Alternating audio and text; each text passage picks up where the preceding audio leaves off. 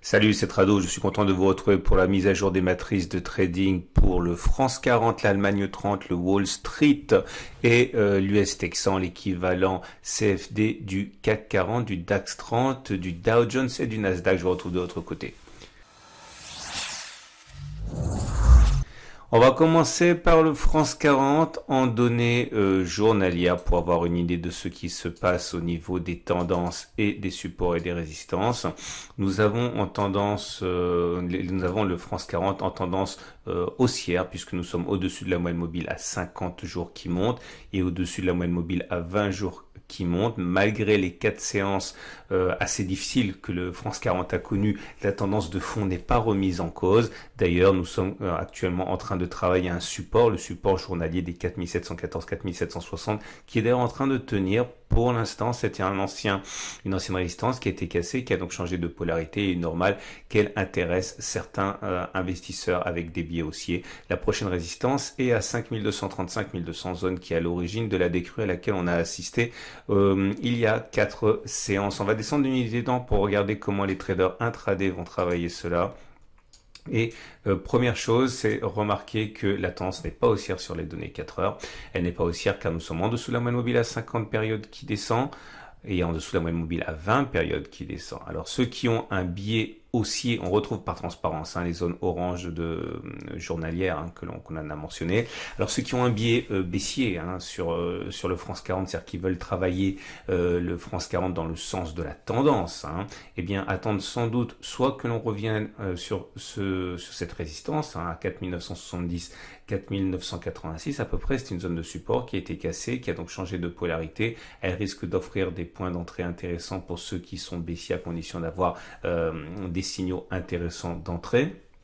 Votre solution, toujours pour travailler le sens de la tendance, attendre que l'on clôture en dessous de cette résistance globalement comprise entre 4714 et 4760, c'est le support journalier qui, s'il devait être cassé, pourrait effectivement intéresser les traders baissiers, là aussi à condition d'avoir un support d'un signal intéressant.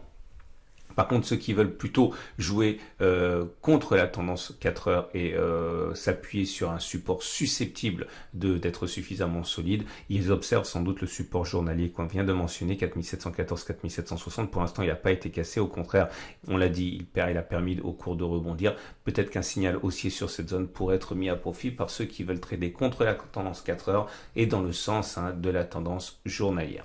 On va passer maintenant au Wall Street, c'est-à-dire l'Allemagne 30. C'est-à-dire l'équivalent CFD du DAX 30. On va commencer là aussi par les données journalières pour débuter afin d'avoir une idée du cadre de travail. Comme vous pouvez le voir là aussi, on est en décrue depuis la semaine dernière. La résistance qui s'impose est celle des 12,947, 12,900 qui épouse en fait une résistance plus large en données hebdomadaires qui apparaît en gris. Et le support le plus immédiat est à 11,218, 11,348, ancienne résistance cassée qui a donc potentiellement changé de polarité en devenant support. La tendance de fond est haussière puisque nous sommes au-dessus d'une moyenne mobile à 50 jours qui monte. Par contre, la moyenne mobile à 20 jours est en train de lâcher. Donc la tendance à court terme, on va dire sur cette unité de temps, est en train de lâcher, mais celle de plus long terme est toujours haussière. On descend d'une unité de temps, on regarde les données 4 heures. Et là aussi, la tendance est plutôt baissière. Vous le voyez à l'inclinaison de la moyenne mobile à 50 périodes et à la moyenne mobile à 20 périodes. Ceux qui veulent se mettre dans le sens de la baisse, c'est-à-dire dans le sens des unités de temps 4 heures, attendent sans doute que l'on casse ce support compris entre 11,756 et 11,822. Ou alors éventuellement un retour sur cette résistance des 12,311, 12,400, zone de support qui a été cassée, qui a donc changé de polarité. Un signal sur l'une de ces deux zones pourrait être mis à profit par les traders qui ont un biais baissier. Par contre, ceux qui veulent plutôt se mettre dans le sens de la hausse, attendent peut-être que l'on revienne sur quelque chose de plus solide, notamment le support journalier des 11,218, 11,348 ici, afin d'avoir quelque chose susceptible de résister aux assauts des baissiers et qui existerait est donc sur une unité de temps supérieure, donc de manière probabiliste un peu plus solide. On passe maintenant au Wall Street, et le Wall Street, l'équivalent CFD du Dow Jones, est dans une situation comparable. On commence par les unités journalières. Là aussi, nous voyons que la tendance est plutôt haussière, puisque nous sommes toujours au-dessus de la moyenne mobile à 50 jours qui monte, même si la moyenne mobile à 20 jours a lâché, ce qui signifie qu'à court terme, on est en tendance neutre, mais en tendance de fond sur cette unité de temps, c'est plutôt haussier. Nous sommes sur un support journalier compris entre 24 760 et 25 458. Toute cette zone peut donner du fil à retordre au baissier sur les unités de temps inférieures. On passe aux données 4 heures pour voir la tendance et les agissements probables possibles des traders. Comme on l'a dit, la tendance elle est baissière. Nous sommes en dessous de la moyenne mobile à 20 périodes et en dessous de la moyenne mobile à 50 périodes qui descendent toutes les deux.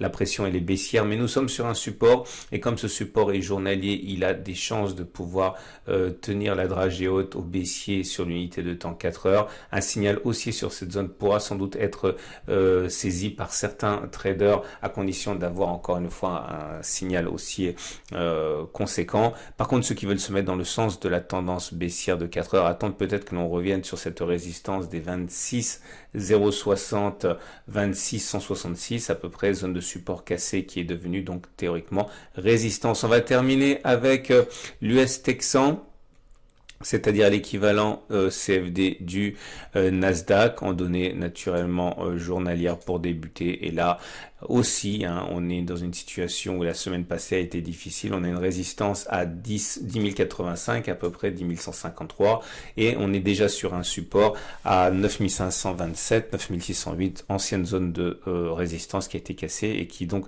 est potentiellement un support. La tendance est haussière puisqu'on est au-dessus de la moyenne mobile à 50 jours. Par contre, à plus court terme, on est en tendance neutre puisqu'on est en dessous de la moyenne mobile à 20 jours. Heureusement que celle-ci monte encore. On passe aux données 4 heures, et ces données 4 heures sont exactement du même tonneau que les précédentes. Tendance baissière sous la M20, sous la M50. On est sur un support, donc ceux qui veulent jouer contre la tendance baissière de court terme pensent éventuellement à trouver des signaux sur cette zone. S'ils sont haussiers, ils seront peut-être pris par les traders qui ont un biais haussier. Par contre, ceux qui ont un biais baissier attendent sans doute que l'on revienne sur la zone de résistance des 9765 9851, une zone qui a bloqué les cours déjà auparavant, et ou alors une autre possibilité que l'on casse les 9495, puisque il est possible qu'une cassure des plus bas entraîne des comportements moutonniers de vente. Je vous donne rendez-vous à la fin de cette vidéo pour 2 autres vidéos, notamment l'analyse technique de moyen terme pour les indices et également d'autres matrices de trading en préparation de la semaine qui vient, notamment pour le Bitcoin, pour l'euro-dollar, pour le pétrole. C'est une excellente journée. À tout de suite.